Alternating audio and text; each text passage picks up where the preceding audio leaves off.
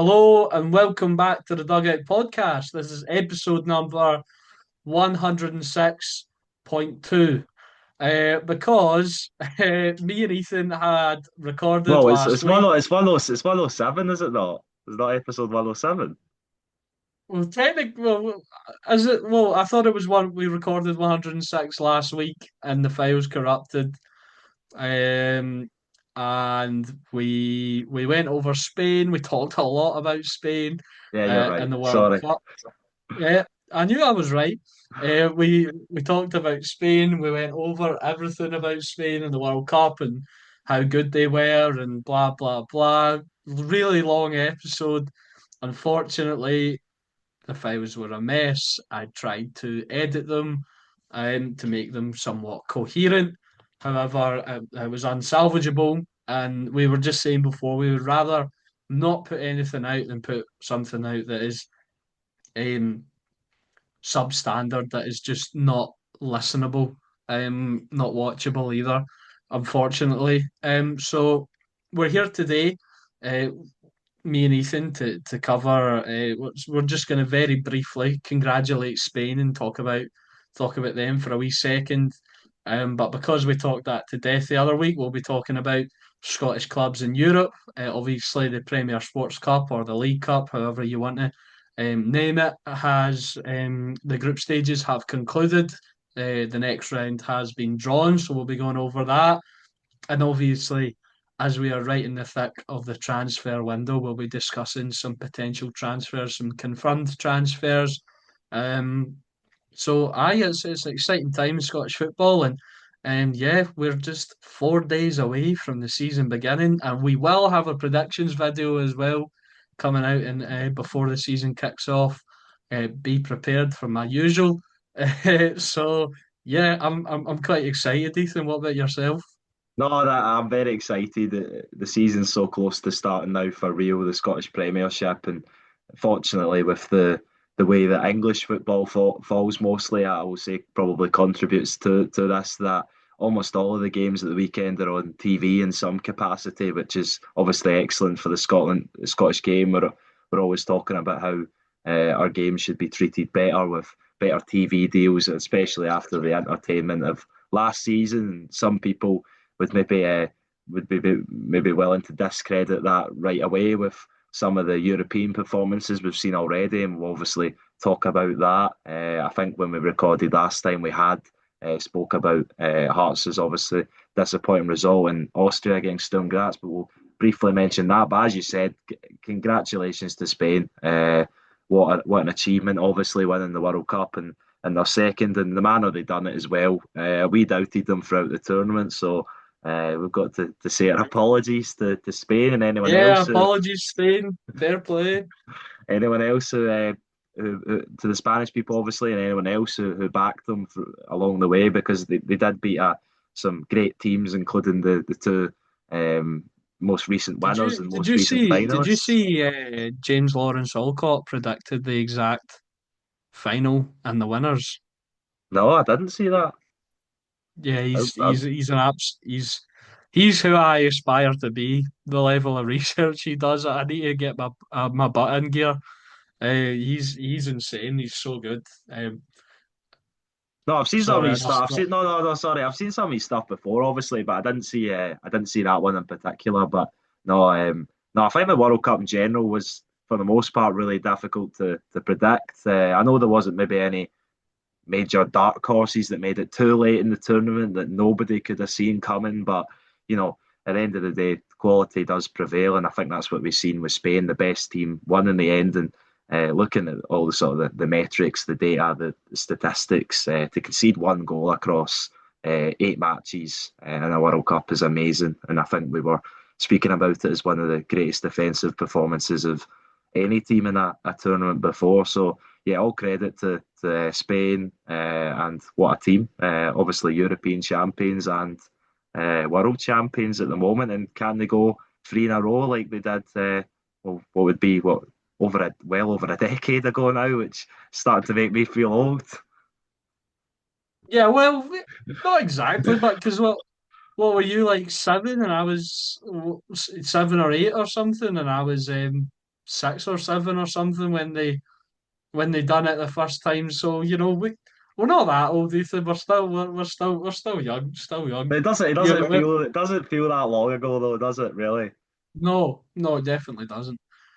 But congratulations to Spain, by far the better team. But before we dive into matches and Europe and Premier Sports Cup, an interesting quote I've come across that I thought it would just be interesting to bring up as a talking point from a former Rangers manager, Danny Rowe. He has been in the media and has claimed that the Bayern Munich job is not as big as the Rangers job. The Rangers job is a bigger job. He has also claimed that he has unfinished business at Ibrox and he will be back. What do you make of that, Ethan? Yeah, well, I think Danny Rowe and his tenure at Rangers was, I wouldn't say not boring because that's not a word you would use to describe any person, but he was not by any means the most sort of flashy or filling the press with highlights manager we've seen at Rangers or even Celtic for that matter. But in this interview, he did reveal a lot of really interesting opinions and He's sort of been in the press stories. quite. He's been saying some mad statements since he's left, hasn't he? Yeah, He said he loved to hear the Celtic fans singing his name because he thought that was a sign that they feared him. yeah, that was the one I was thinking of in particular, on top of what you said. I don't think that was the case at all, but he's entitled to his opinion, and maybe he does feel like he didn't get the opportunity to really put his full stamp on that Rangers squad, and I think it would be fair to say because there was obviously debates between Rangers fans, sorry, especially on whether I think the main consensus was he was going to get the summer to see out his contract, obviously, and get Well, to really bring players in. And if you look at his signings and his tenure, Andreas Skov bust. Tour Romans looks really good. Tochi Chikwani looks pretty good. So he could have had a good summer and brought in his own guys.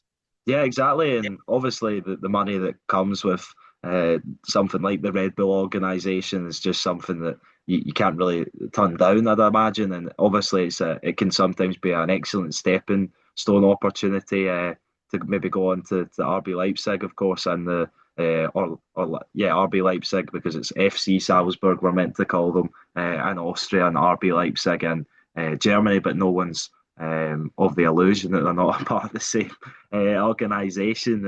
And of course, another funny story that I'm sure you would have seen that ex Rangers or very recent Rangers trialist Yan Diamande looks to be going to Real Madrid for over 100 million euros, which is just crazy. Yeah, what do you what do you make it? I think we spoke Chelsea, about that before, but yeah, I just can't believe it. Rangers turned them down. Chelsea turned them down.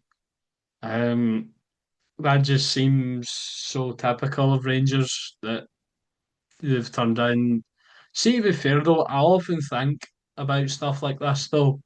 If Rangers had signed him, I don't think he would have been anywhere near as good because I feel like we're so bad at promoting youth.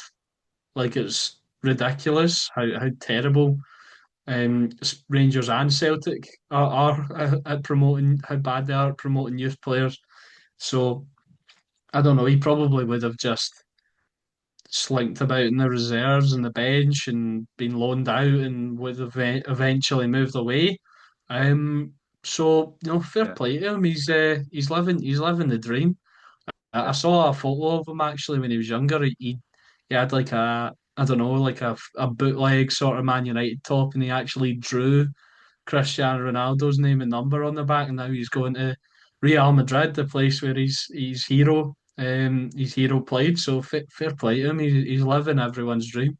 yeah. I think I seen that in that excellent and really emotional story he uploaded about his sister who unfortunately passed away really recently, and he was telling the story of his upbringing, a really good one that I'd recommend to go and find if you can do. But no, it's just funny how sometimes in different environments players thrive and don't thrive in other environments. We've seen that obviously loads of times with Is players coming to Scotland, is and Diamandi going to join the list with Ronaldo Nazario and Lionel Messi as the ones who got away from Rangers? maybe, possibly, might do. You could say already he has for €100 million, and obviously a little bit of experience in Spain with Leganes. I think he was at before he went to Leipzig, so maybe that's why Real Madrid That's didn't another really put the interesting foot down on him. on his pro debut for Leganes. He asked for Mbappe's shirt and swapped with him, and now he's playing with him. Yeah, it's a remarkable story, and one that would inspire anyone, I think. So yeah, wee bit of a tangent there, but I thought it was a interesting story concerning Scottish football when we were talking about the Red Bull group with Danny Rowe, obviously, and his comments, which yeah, certainly interesting. Yeah, no, it is very interesting. So where do you want to start on the European games, the double Edinburgh embarrassment, and Motherwell sort of saving face a little bit? Yeah, that we can start there, yeah, and get that out of the way for the main part. Yeah. So Hearts get hammered in Austria against Sturm Graz. We did talk about that game as well in the other episode. We recorded before the other European matches, and we did wish them good luck and hoped we could get back on track. One of the clubs heard us, but yeah, Hearts were defeated 4-0 in Austria by Sturm Graz, and it was a second half collapse from the Jambos. The first goal they conceded was so poor. I think I mentioned as well. I'm kind of glossing over what I said, but I think they did miss someone like Lawrence Shankland because there was a few massive chances. Kizirides, Pierre-Landry Cabore as well. Um, Jamie McCart was so poor. Malachi Fagan Walcott, I thought he looked good. Um, I couldn't believe it though on commentary at the time. I think Michael Stewart was calling him Malachi, and I'm like, bro, come on, use your brain. He was a politician. But but anyway, Is he um, another one on the Cruikshanks list? what Michael Stewart? Yeah. He's he's been on the list for a while. My dad doesn't like him either because he doesn't think he gets really annoyed because he uses improper grammar on Ah, his commentary an because improper pronunciation of names in this scenario. he says should have quite a lot, and should have doesn't make any sense. It should have or should Yeah, have. yeah, yeah, you're right. And yeah, I think he is someone who certainly splits opinion, and we've probably spoke about him a few times on here because he is usually the topic of conversation. But I think one thing you can say is that, and it obviously was maybe to his detriment in the Scottish Cup semi-finals, was that he sticks to his word and he says what he believes, which is Yeah, sometimes it, to his detriment, unjustly, might I add. yeah. You know, no one should, unless you're outright like racist or homophobic or something like that. No one should have their opinions silenced. They shouldn't be tried. They shouldn't be stopped from being in a place simply because they have a differing or critical opinion. So and we might be speaking a little bit about opinions as well. And when we get on to some manager comments later on. Yeah, possibly. But no, I completely agree with what you said on Hearts. I thought they played really well in the first half, and I was actually really excited for maybe what we could see from them going not only going forward in this match, but coming into the start of the Premiership season, and it looked like they could build under what they done under Derek McInnes and the Tony Bloom analytics the first season, obviously, and bounce back under Wouter Franken for the second season, but it just collapsed ultimately in the second half, as you said. 3 goals conceded in 9 minutes. They never adapted, and you could say to a more experienced side in European competition. Obviously, we've seen Sturm Graz go up against Rangers and Celtic in the Europa League phase last season, but a relatively inexperienced squad in terms of the average age and the age of some of the players in it. There was positives, maybe a few to take for Hearts. I would say, like you said about Malachi Fagan Walcott, and I would put Calvin Miller in the same bracket. I thought both of them handled the occasion well as the two new signings in the starting 11. So, yeah, I don't think it's sort of the panic alarms are ringing at Tynecastle yet. But of course, a result tomorrow night under the lights at Tynecastle, I'd imagine, and what is close to a full stadium would certainly get the fans back on side. And I'm not expecting them to turn the tie around, of course, but to win on the night would certainly be a decent result and set them up well for Aberdeen on Saturday evening. I believe they kick off their season as they did last campaign. Yeah, yeah, I think a win is really important for the manager as well, just to get the fans on side heading into the league season. Um, a team whose fans certainly aren't on side. We've got us kind of a recreation of the famous video from, I think it was Moldova the first time around. We've seen some more angry Hibs fans as they lost 2-0 away from home to Kosovo, Yep. Kosovoan side, Malasheva. Uh, I read that somewhere. I don't know if it's true, but I will throw it out there anyway, just because I think it's funny if it is true. Apparently, Malasheva had never won a European game before this. Yeah, I'm pretty sure that is correct. I seen someone saying that they had won the previous round to get here, which would make sense. But then again, I'm looking at their recent matches and it's not there. Oh no, sorry, as no, sorry, I'm mistaken. As they beat KF Vlažnia of Albania 6-2 on aggregate, which is a pretty decent result for themselves. But yeah, that was their first win in European competition, their first win in a European sort of knockout tie, and of course they're looking to get their second over Hibs. Actually, no, I've got it here. Thursday, the 11th of July, 2024, they beat Budućnost Podgorica 1-0 in the first leg of Conference League qualifying. Then they got beat 3-0 in the return leg. Maybe it is maybe it's they'd No, that never was won last. a. That was last year. That was last year. No, 2024. Sorry, that was you're Yeah, saying. that's what I'm saying. Yeah. Yeah, yeah, yeah. In 2025, they get beat 9-0 in aggregate off Vikingur Reykjavik. But third try, certainly looking at this, lucky for them. The second place team in Kosovo last season, and just that embarrassing result for not only Scottish football, but of course in particular Hibs after looking to get one up on their rivals' embarrassment a couple of days before. But yeah, as you said at the top of the episode, really embarrassing couple of evenings, especially for the Edinburgh clubs. But I think for Hibs, they've still got a great opportunity to go through.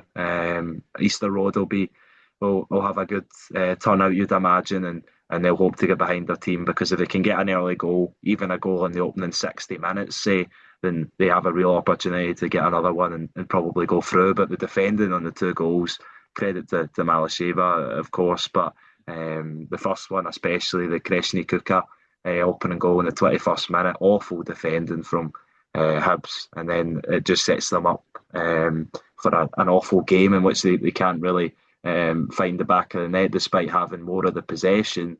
And then, of course, Malasheva get one on the break right at the end to take a big 2-0 lead to Easter Road, which, of course, they'll fancy they can hold on to and see to the third round of Conference League qualifying.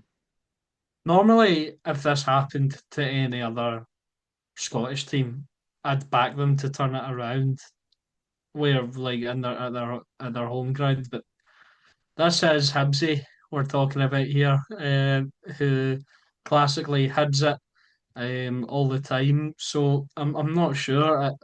I would like to say I back Hibs to They turn done this on. well in Europe last season though. They gave their fans a good run. It was unfortunate how they went out in the end to Legia Warsaw, but they had a really good go at it, and this would be really disappointing if they were to go out at this stage. And I think they will do it. I think they'll have enough. Obviously, I hope, as you said, that they have enough, but I genuinely do think they'll have enough. David Gray's side to turn that around, and of course that would set them up well for going up against their fellow Conference League team from Scotland in Motherwell, who they'll play on Sunday, I believe. Yeah, yeah. Nice segue, by the way, Ethan. Like that. Yeah, Motherwell were playing as well on Thursday night, and they got the win over HB Tor Torshavn. Torshavn. Shavin, yeah. Yeah, and absolute cracking goals in this game from Martin Moorman and Lucas Fadinger, the Austrian duo, getting the goals. A centre back, no less, scoring belters like that. Um, I thought it was interesting as well. 19-year-old Mikey Booth starting the game. Great bit of experience for him, a young Scottish player. Um, I was looking at this team as well. A lot of them are quite young, and maybe that is a look into the philosophy of Alfred Johansson, giving the young players opportunities, which we would love to see. Ewan Wilson starting at left back as well. Obviously, Tom Sparrow, a young Welshman, starting at right back. It feels like Tom Sparrow's been about for ages, but he's still only 23. So, yeah, a young team he put out, and he reaped the rewards. Ethan, a really good win for Motherwell to take away. Yeah, exactly. And I think that's obviously I didn't get to watch the game at Fir Park, but I think that is exactly what the Motherwell fans going to the ground would have wanted to see from Johansson's first competitive game. And it seems like for the most part it was a sort of passing of the baton from Jens Berfalasco to Johansson. It's the same, not the exact same, of course, but it's the similar style of positive brand of football and what the Motherwell fans have got used to. And as you said, really interesting that he's managed to. Include a lot of young Scottish core in the team, which is obviously excellent for us as well, because it's something we always criticise every club for. And some people often say that the SFA could do more to support youth development in the big clubs in Scotland, but not an Yeah, well, excellent start for Motherwell. Ian Wright called them out, didn't he? Yeah, I seen that. I seen that. Yeah, and he was absolutely correct. But it was really good for Motherwell. Obviously, they're in a bit of a transition period. They have lost Elliot Watt. They have lost Eli Just for a club record fee, mind you, going to Swansea City. But do you know what was interesting? I think that selling those players for big fees, I think it showed what maybe they're capable of, because obviously the previous season they sold Lennon Miller for a big fee. They've signed some new guys. They brought in a new manager, had a really successful season, and they've broke that record a year later with Eli Just. So I think it's shown that they can move on quickly and build again, and hopefully they can do the same under Alfred Johansson, because although it definitely gave me some nervy moments last season and some anger at losses, I think the league is much better for it when there's more competitive teams in it. I hope Motherwell can kick on and show us what they showed last campaign. Yeah, and I think what I would completely agree with you, and what last campaign showed, and I think we touched on it a lot, is that you don't always need to play negative to try and give yourself the what you would call so-called negative, sitting lots of players behind the ball to have a chance at beating the so-called better sides, or the of course more financially stronger sides in Scotland or in any league in the world. You can play a positive brand of football, and if you get really good at it and everyone buys into it and buys into what the coach wants, as we've seen with Motherwell, then you can cause upsets and beat the Well, big I teams. think And I think Bournemouth last campaign were a great example of that yeah, under they didn't under have a Boma. lot of they didn't have a lot of expectation on them at all under Areola, especially after what they had lost in defensive areas. Of course, they let go of Milos Kerkez to Liverpool, Dean Huijsen to Real Madrid, Ilias Zabarny to PSG, and Kepa Arrizabalaga to Arsenal, which the clubs say enough as to how good those defenders were in the previous season, and then shows what a good job Areola done to get them to be even better in the following season without them, and why he's now the Liverpool manager. But yeah, I'm really not to give too much of my prediction away before we release that episode, but I'm feeling really good about Motherwell again, and I think they can have another top six finish easily if they can get things right, because they've been running the football club absolutely excellently in these last few years, especially with the windfalls of Lennon Miller and Eli Justin. They'll just be hoping, no pun intended, that like Lennon Miller's departure, Just departure, only allows them to get better. Yeah, absolutely. So a cracking win for Motherwell. Let's move on to the Premier Sports Cup. And before we get into the nitty-gritty of the round of 16, I want to talk about St Mirren versus Dunfermline last night. Dunfermline were awarded an 88th minute penalty that was dispatched by Chris Kane. However, there was a fair amount of controversy during this match. St Mirren had a goal disallowed for a foul on the goalkeeper. I thought this was absolutely insane. Um, and obviously, you might be sitting listening, thinking, right, people, you know, bad decisions happen all the time in Scotland. Why are we losing the rag? Um, well, Dunfermline had a penalty given for them. Obviously, like I said, and I didn't think that was a penalty. So I thought the referee got both big decisions wrong. And interestingly enough, um, this is why the controversy sparked. The referee used to be a goalkeeper who made over 200 appearances for Dunfermline. Yes, I haven't seen said incidents. I obviously knew that that game happened yesterday because the decisions and the result, credit to the Dunfermline for getting the win regardless of those decisions. Obviously knocked Queen's Park out of the tournament because Dunfermline came in as I think it's the three best second place sides that join the group winners, and obviously the teams in European competition from the Premiership in the round of 16 draw.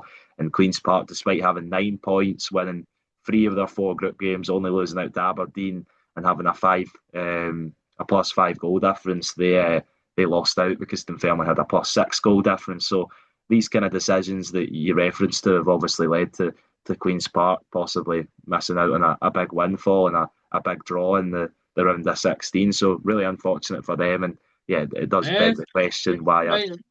might have missed out, might have stopped East Kilbride for qualifying. Ever think about that? Well, yeah, but East Kilbride were. Oh yeah. No, East Kilbride's goal difference wasn't good enough though, was it?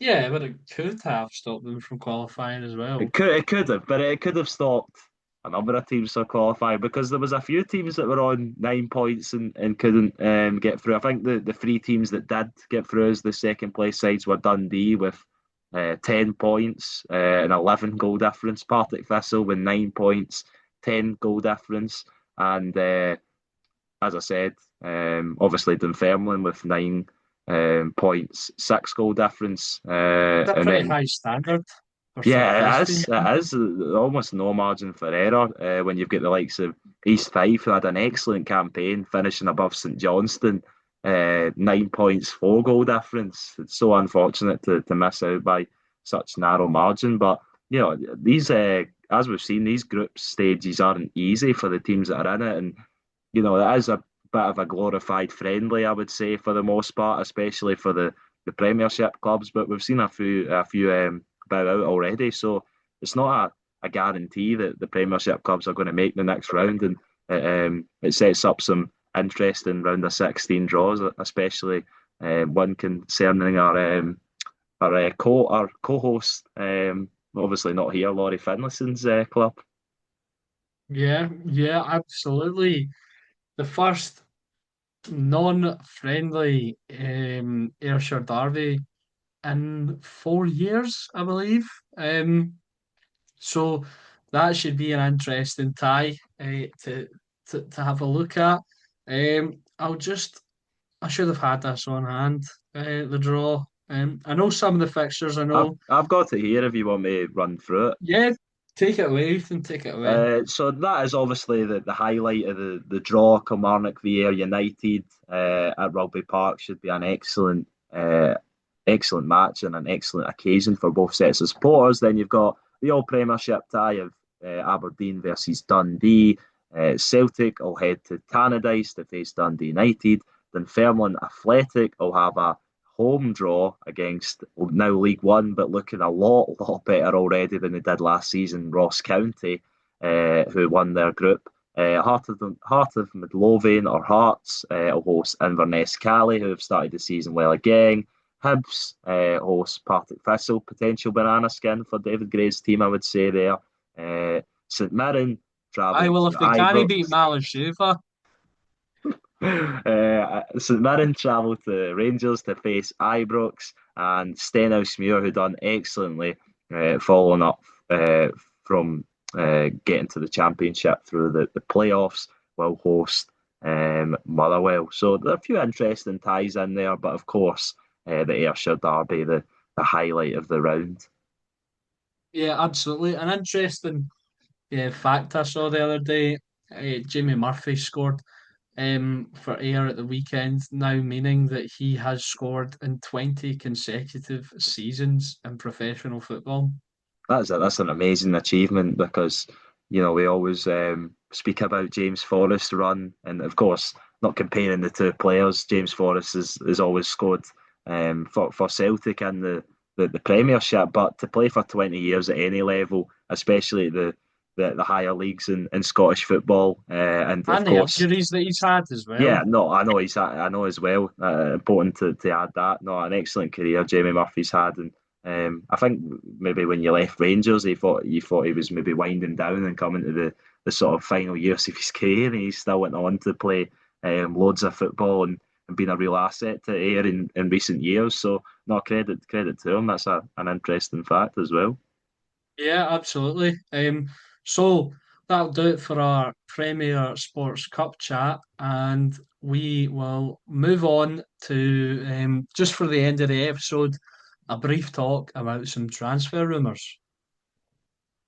Okay, so now on to the transfer rumours, incomings, outgoings, signings. There's been a lot of movement. I think we should start on the champions, Ethan. We should start on Celtic, and there has been some developments over the past couple of days. The biggest story being it looks like Celtic will be signing 25-year-old Danish striker Kasper Hug. I'm going with that pronunciation for a fee of £11 million, a club record fee for the club. He was in the UK the other day to complete his medical, and it looks like he'll be unveiled as a Celtic player very, very soon. This looks to be a cracking signing, Ethan, a proven Champions League goalscorer. Yeah, and obviously Celtic already had one in the door with Camille Duran, who's proven to make an He looks good, by the way. yeah, he's proven to make an excellent start. Obviously, needs to be considered that as just friendlies, but I think Martin O'Neill said before he made his debut that he was a similar player to Daizen Maeda in terms of the intensity of his pressing, and of course, I don't think you can compare to Daizen Maeda in that department, but he is the same sort of type of player in that, and I think he's very versatile across the front line, and based on how he started and the price Celtic are forking out for Casper Hogger, then you would imagine that Duran would maybe need to go out wide because Hogger, I think, is a lot more of a penalty box striker. He's going to stand in between the posts and find the back of the net when the ball comes to him. And I think, as we've seen him do so Yeah, well for Bodo Glimt in the Championship. a luscious head of hair as well on Casper Hug. You always Yeah, like to see it. yeah, But yeah, Camille Duran, I think, yeah. based on how he has started, like you said, it is friendlies. I think you try and need to find a place for him in the team. But if you're, like you said, if you're bringing in a striker for that sort of fee, he has to be a starter. And you mentioned there, Daisen Maeda has departed the club to go to Ipswich Town, newly promoted Premier League side, English Premier League, not Scottish Premier League, in case anyone got confused. But yeah, I think the fee was around £10 million for the Japanese frontman, which is not bad, I think, considering how Yeah. old is he? 28, 29. Yeah. Um, so yeah, pretty good move for him. Good move for Celtic. Felt it was the time. He was, I'd say, the hero of the run in for the cup and the league and cup double. And he showed his worth to Celtic one last time, and he's got his big move to the English Premier League. Yeah, and I think the 10 million probably is a decent fee for Ipswich. With a year on his contract and his age, not the oldest, of course. You would say maybe coming into his prime years, or just exiting them. That I think Celtic have possibly done Dyson Maeda a little bit of a favour in that they're not trying to demand too much of a fee for him and allowing him to pursue. I think what has been his sort of dream destination from the start, or at least since the start of last season when he wanted to move away from Celtic. Of course, it was Wolfsburg that we were informed by Martin O'Neill mistakenly that were the closest to signing him when Celtic blocked that move. And I think it was inevitable that he was going to move on this summer, and Celtic owed that to him after what he contributed, as you said, in the closing stages of the season. I think he'll be a really exciting player in the Premier League. Of course, not the best the best of times technically on the ball, but in terms of his intelligence for the game and his ability to press opponents is right up there at the top of European football. So no, I'll be excited to see how he does, but I don't think any Celtic fan can really hold a grudge against him for moving on after what he contributed to the club, especially in the closing stages of the season just went. Or Yeah, just gone, no, rather. absolutely. What'd you say? No, I said just gone rather than just went. Yeah. That doesn't matter. It Uh, kind of works, but it's more when you were talking about grammar earlier. Just not try to get on your bad side or your dad's bad side rather. it's all right, mate. You had a slip up earlier. That I think you said it was going to Ibrox to play in front of Rangers or something like that. You said. So Who is this about? can't remember, but it was St Mirren actually. You said St Mirren were going to uh, Ibrox to play in Rangers or something. You said. Oh, right, okay. Yeah, but I didn't pick you up on it. I'm letting it slide. Yeah, but But the standards are slipping. well, yeah, we need to lock in for this next story around Celtic. Um, they have reportedly had a £4 million bid rejected for Mika Bor from Paderborn, and now the move looks likely to fall through, as Celtic, interestingly enough, have shown again their lack of flexibility in transfer negotiations. I read somewhere they were haggling over £300,000 or euros even. It might have been euros for Mika Bor. And Paderborn's sporting director and their club president have shown frustration at Celtic's lack of flexibility in these negotiations.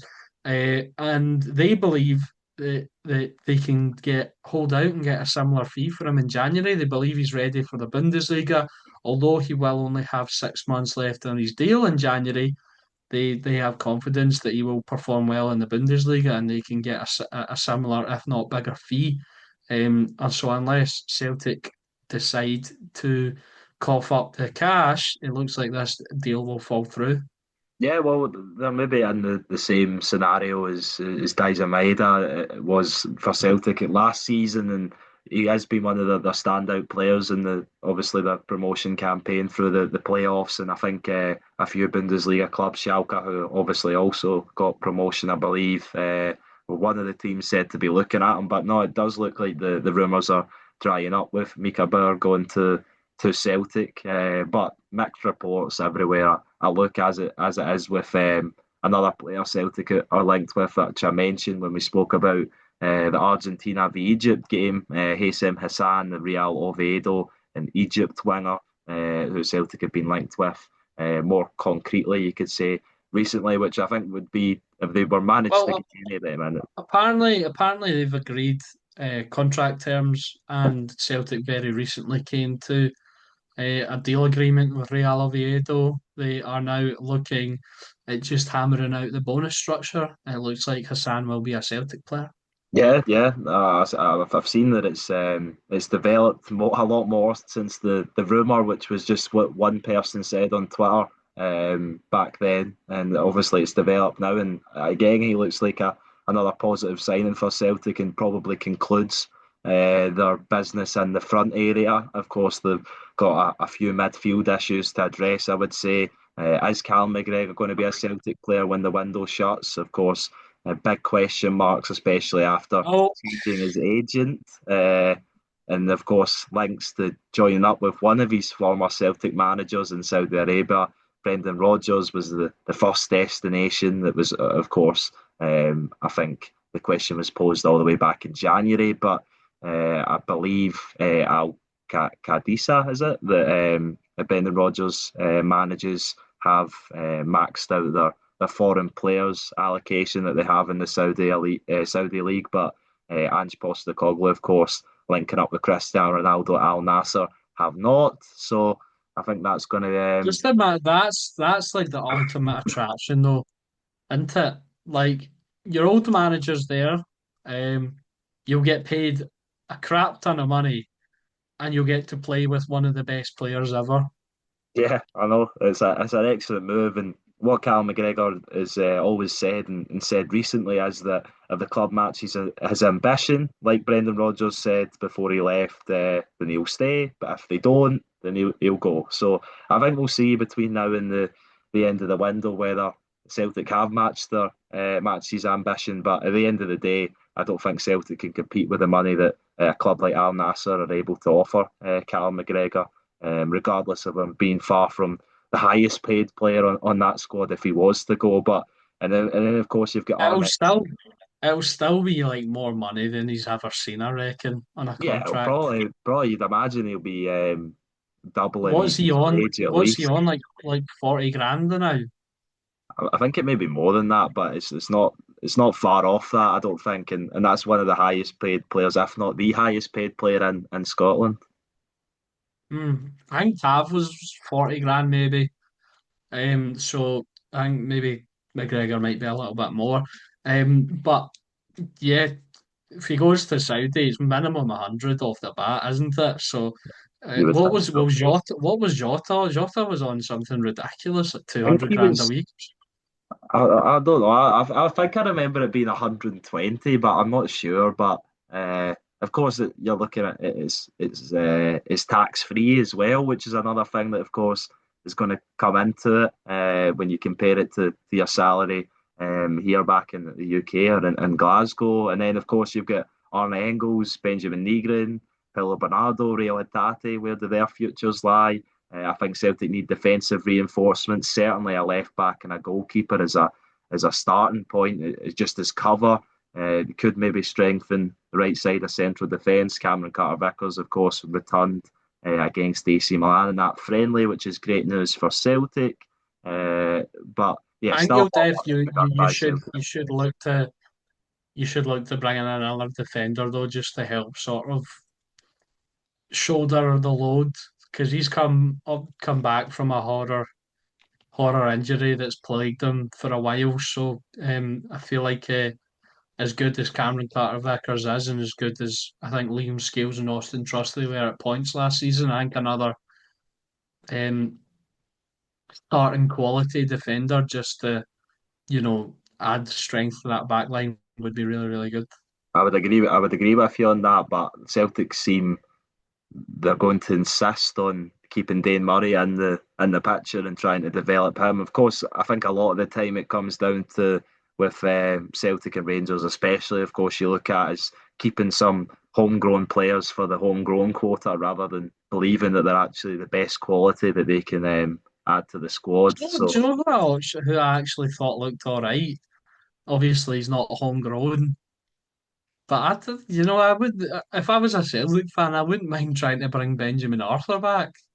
yeah, I think there was a little bit of conversation that maybe Celtic were going to try and bring him back because I think Celtic just get linked with every old player that they've had nowadays, especially after the Well, recent they've sort been linked with Greg Taylor again as well. yeah, yeah. Of course, going back to players they've had before, and going back to managers they've had before very recently, which a lot of people would question the the scouting sort of ability and the work being put in if you're doing that. And I've seen people even question the scouting because of the signing the likes of Hogger, but I don't think you can knock that signing. It looks excellent on paper, and if he is to deliver the goal record he has in Norway and in the European competition in recent seasons, then Celtic will have an excellent player on their hands. But excellent they've got a couple of quality strikers in the door, but ultimately there's 9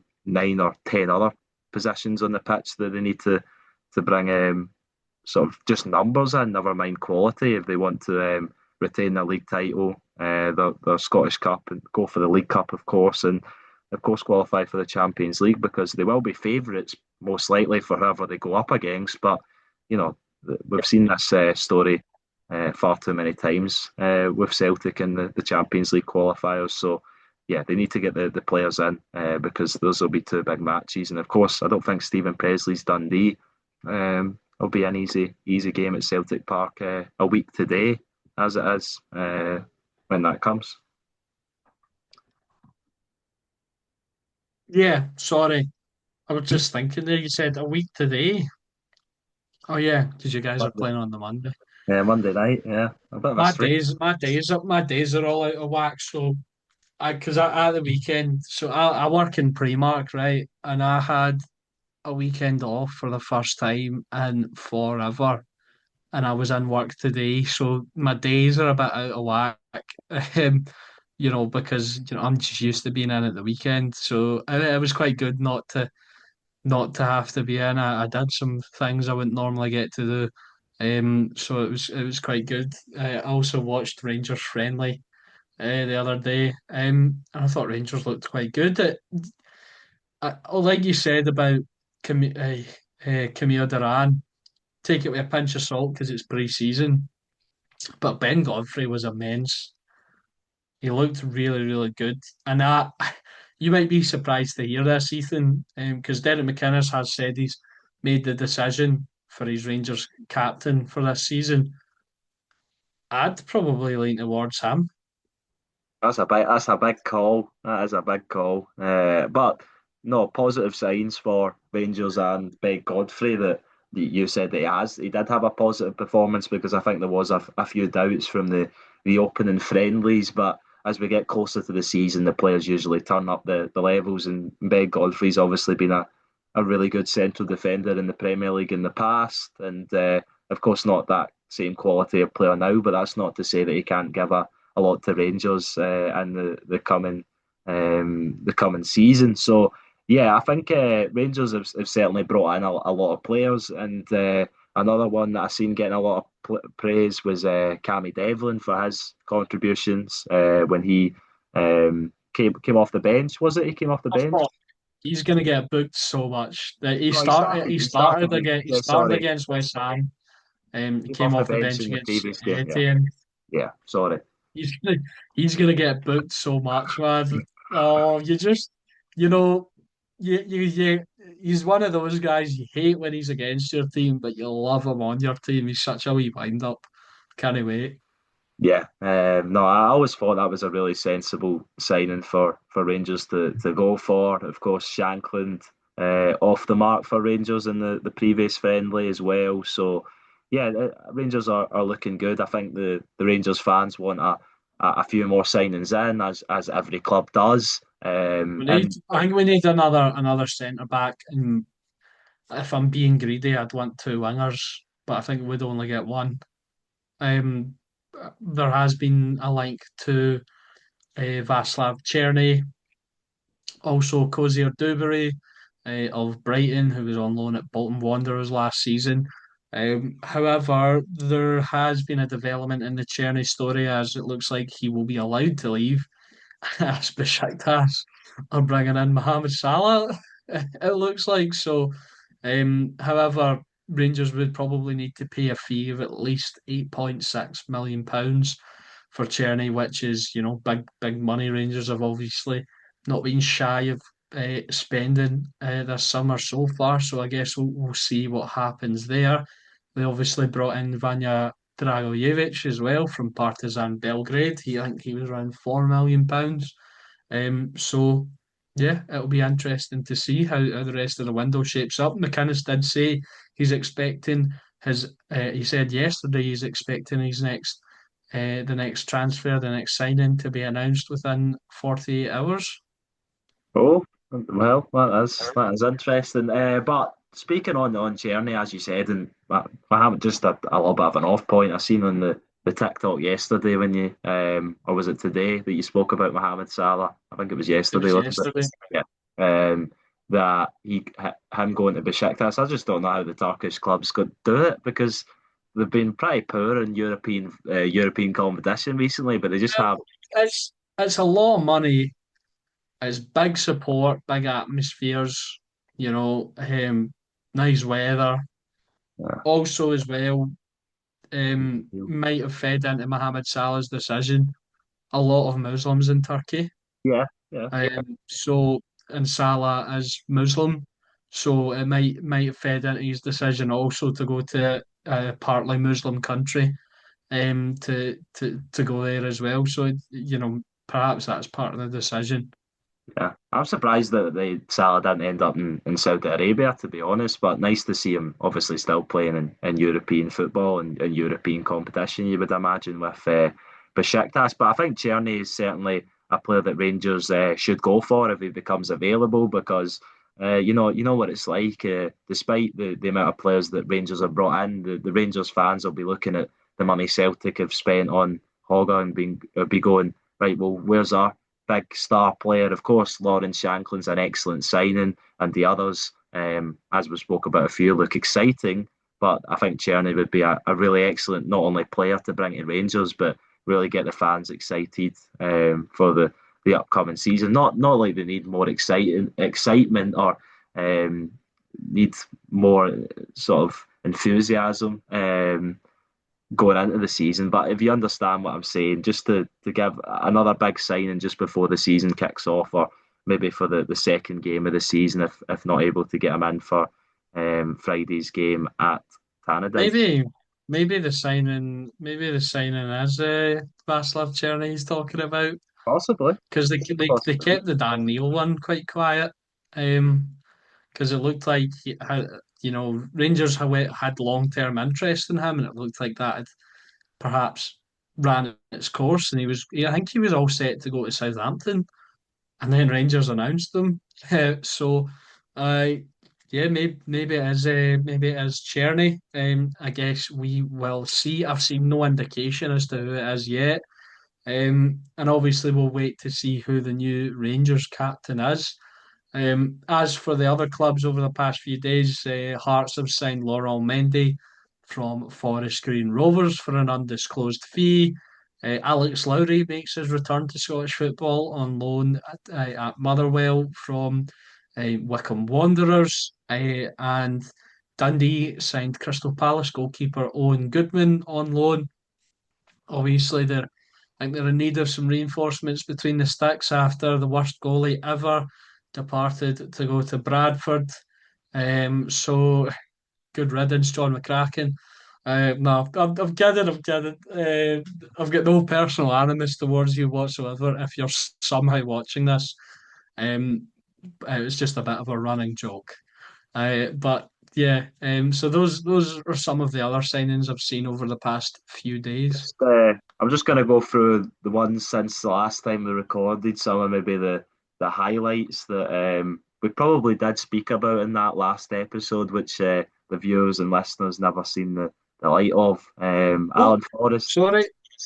Oh, breaking Breaking. news. Uh, Rangers are pushing ahead with a planned swoop for a Mario Cozier-Duberry, but the Brighton winger will not be one of the new faces rushed into Ibrox ahead of Friday's top flight opener. Oh, One of the new faces. Are they trying to rush a couple? How many oh. signings are we getting here?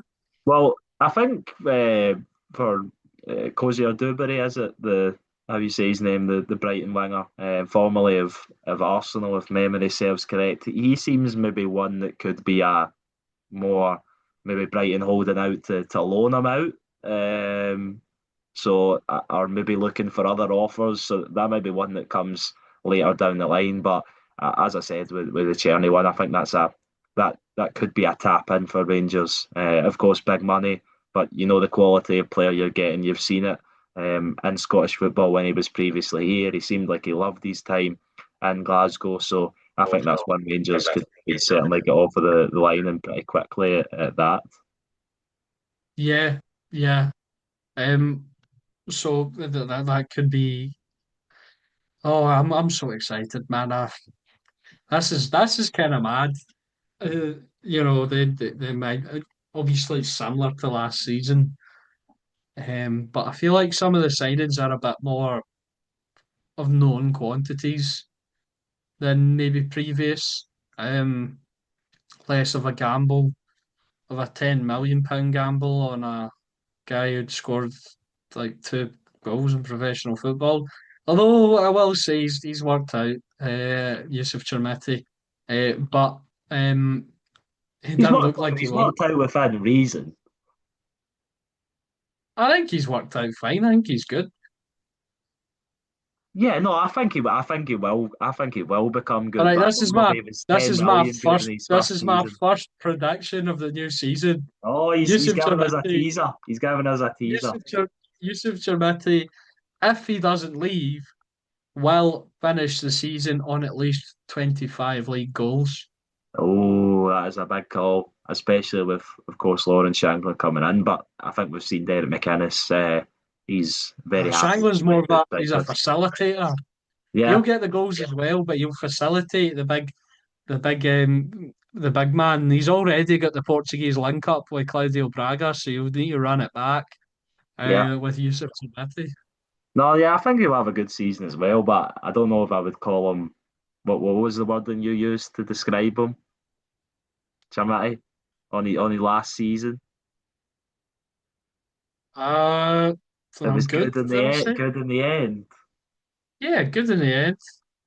Yeah, but I think maybe the Rangers fans would have expected more across the course of the season. I would agree that he did become a lot more of a threat in the end and someone that Rangers could rely on. But I think the damage was maybe already done in terms of the title aspirations for maybe the chances he missed early in the season. But you can't put all the blame on him because, of course, Rangers collectively weren't good enough. But no, I agree. I think there's a big season possibly ahead for Chamiti if he is to stay in Glasgow. But yeah, moving on to some of the highlight signings which we might have missed in our short hiatus. Alan Forrest to Dundee. I think that's a positive signing for Stephen Scored Presley. his first Dundee goal the other day. Absolute beauty as well. Yeah, yeah, I've seen that. Alex Paulson, the new I was Motherwell I was keeper. so I was so confused actually because I'm like I've never seen Alan Forrest do anything like that. He just bent it in. Yeah, I think he maybe did at some point. Obviously, he got phased out at Hearts recently. Of course, um, famously or infamously, as we've remarked on this podcast a number of times, came on the last day of the season, which was a little bit of a strange substitution from Derek McInnes. But um, as we said, I think he was one of the better players and certainly a player that has shown his quality in the past and can be a good signing for Dundee. Paulson, the goalkeeper to Motherwell, that's obviously been one for a a while ago now, started the other night. And I think I seen on the TikTok as well. And go and check out Alex's work on the Dugout TikTok if you want to get pick up on the Finally quick back. madness. Finally got off my lazy backside. Um, Also, nearly signed for Hibs last season, was it? He said in an interview. The New Zealand goalkeeper. Who else? Nathan Law to Hibs on loan from Stoke City. He looks like he could be an excellent player for David Gray's team, although didn't open his account in his first start last week. The player who Alex revealed has a minor connection to him. That weird story that I remember you revealing with Esosa Soul back in Scotland again after his really Yeah, unfortunate his stint at little Motherwell. brother played rugby with my little brother. Yeah. I remember you telling me that when he signed for, and telling the viewers that and listeners that when he signed for Motherwell, and of course had that really unfortunate injury which ruled out his time with the Steelmen. But back in Scottish football with St Mirren, he's opened his account as well, if I'm not mistaken, has he? Yes, he has. He scored against my hometown team, East Kilbride. Yeah, yeah, and that maybe game of the tournament so far, that 4-3 game at St Mirren Park. We've already got goal of the season in the Premier Sports Cup, and we've now got game of the season already. Yeah, but we'll bear it. Don't worry, it's Scottish football. I'm just going to Yeah, try and go through a few I'm here. sure. I'm sure Chermati will score another ridiculous goal that no one can believe he's actually scored. Possibly, maybe. He's certainly capable of it. He seems to maybe score the more difficult goals. I think we seen with Chamati last season, and sometimes Yeah, what like you would that. say Like is easier. obviously the overhead kick, but the second one in that game, like how he just keeps in control of the ball and scores that is ridiculous. Yeah, because it looked like on the face of it that it was really poor defending from Celtic, and of course I think when any player scores a goal, then the defence has always got to be criticised in some capacity. But it was more just brilliance from Chiamati rather than anything the Celtic defenders really done to wrong. So yeah, no, certainly capable. Jake Girdwood, Rach, the Motherwell central defender who started the other night alongside Moorman. Obviously, Merman got the goal, as you said. Marius Muller, the Aberdeen goalkeeper from Wolfsburg. Have you seen him? No, He looks massive. 6 foot 4. It says on here. I don't know if He's that's 100% he's jacked. He's jacked Oh, as he is a well. bit, He's all right, a skate. bit big. We have had a Yeah. few. We have had a few what FIFA would call, or FC 26, 27, soon to be, would call stocky goalkeepers in recent years. Just pull him up. Just pull up a photo of him, man. This guy. Okay, I'm doing it. I'm doing it right as we speak. But obviously, after Dimitar Mitov having a bit of a difficult spell at Aberdeen and not being the flavour of the month anymore, I think they decided they were going to bring in another goalkeeper, and this is what they've went for. And oh yeah, he is quite a big guy, big frame. I don't think the picture's probably doing it too much justice, but obviously I'll see it on Saturday evening when watching. There's that one of him. There's that one of him when in the Wolfsburg goal. He just looks absolute when he's playing for Wolfsburg. He's playing in the DFB Pokal. He's got the patch on his shoulder. He just looks massive. Oh yeah, I'm looking at that one now. Yeah, he does. Obviously, Hearts have signed their replacement for their German goalkeeper. Is it Royce? Is it Yeah, Royce, because Royce? Alexander Swallow is going to Mainz, Yeah. but he will be here until the deadline day, which is kind of strange. But So was it not? I thought it was the 1st of August. I thought it was the 31st of August. Oh no, maybe it is. Maybe it is. we'll be able to find that out anyway. But yeah, a bit of a strange situation, as you said, but obviously a quality goalkeeper as we've seen last season. Um, who else is there here? Kelechi Iheanacho, of course, Celtic missed out on him. Bursaspor and the Turkish second division managed to offer him a 3-year contract. Mike Navrosky's somehow fell upwards, and it seems like this is going to be the same story as Gustav Lagerbielke. He has went to Racing Club Lens, who of course finished second and won the cup in France last season. Elliot Watt, as we spoke about, departed Motherwell for Samsonspor. Who else is there here? Of note, I'm looking at Eli Just. We spoke about Vanya Dragojevic, is it? That excellent Yeah, still game announcement video, the Rangers midfielder from Partizan Belgrade. yeah. Uh, who else They've is been there? they've been on it with the announcements. Yeah, Um, maybe second in the league, unless I'm missing anyone to Kilmarnock. I think the Kilmarnock admin probably takes the cake in the announcement videos. that's most of his job working on transfer announcements. As soon as he hears anything about somebody coming in, he's straight onto it, going, "Oh, how are we gonna do this?" He spends hours. Yeah, well, he's certainly been busy this window, as we spoke about, and of course the Oh returns yeah, of Aaron Smola, which is just amazing. I can't believe for he's the fifth time. uh, he's like the I think I might have seen someone saying this, or it might have been speaking about something else. But it's like the Undertaker at WrestleMania. They just keep rolling him out. He just keeps turning I back was I was gonna say he's like the Terminator, just won't go down. up. Yeah, or that. I thought he was going to be able to get a Yeah. good move, maybe down south. Not saying York Kilmarnock, knows. not saying Gave them Kilmarnock, to me.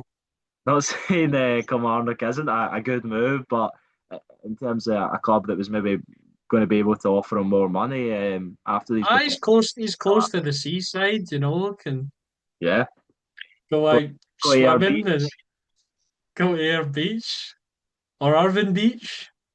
or any of the beaches that are in the Ayrshire area. There is a few.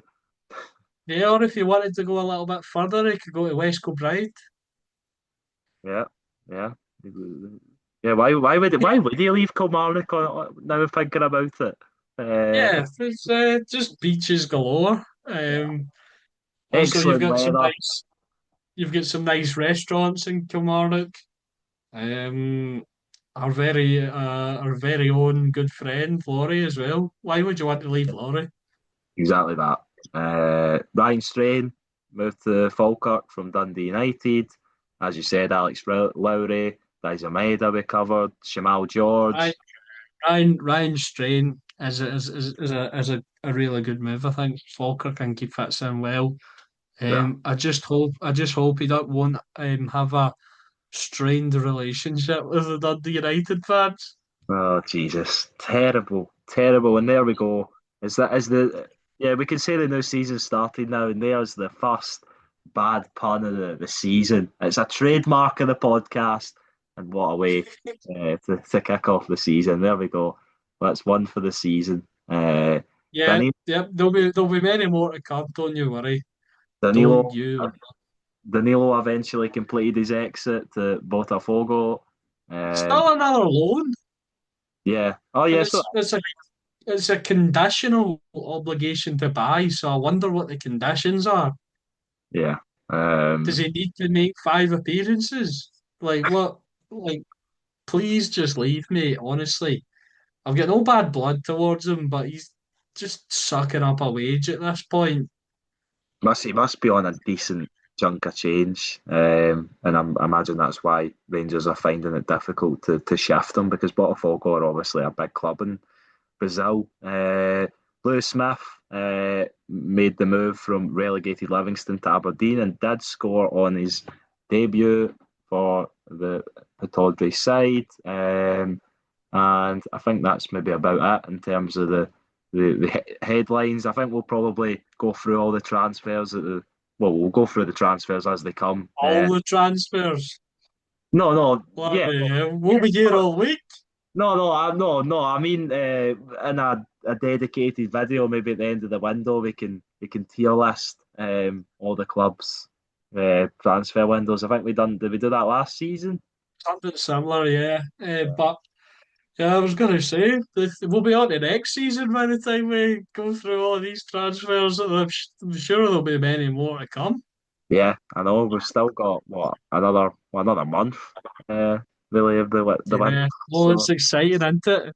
yeah, Who's Celtic and Rangers going to sign? Who's Hearts going to sign from another crevice of the planet no one's ever heard of? You know what? Will the Jamestown Analytics find someone in the Mariana Trench? Let's find out. Um, but oh, come on, that was pretty good. Ethan's I Ethan's think tired. He's coughing. I think that spell. Unless you've got anything more to say. Oh, but should we maybe give predictions for the Motherwell and Hibs game quickly? Score predictions, the Hearts game Okay, I'm quickly. gonna. Okay, okay. Hearts won. Stuttgart 0. Hibs win 2-0 and then lose on penalties, and Motherwell draw one each. I will go for Hearts to win 2-1, Motherwell to win 3-0. Actually, I think Motherwell win 3-0 away, and Hibs will win 4-0. I think. Okay, So for good the predictions there. Thank you to everyone for watching and listening to this episode of the Dugout Podcast. Please make sure to like and subscribe and let us know if you've found anyone from the Mariana Trench on Football Manager. Thank you and goodbye.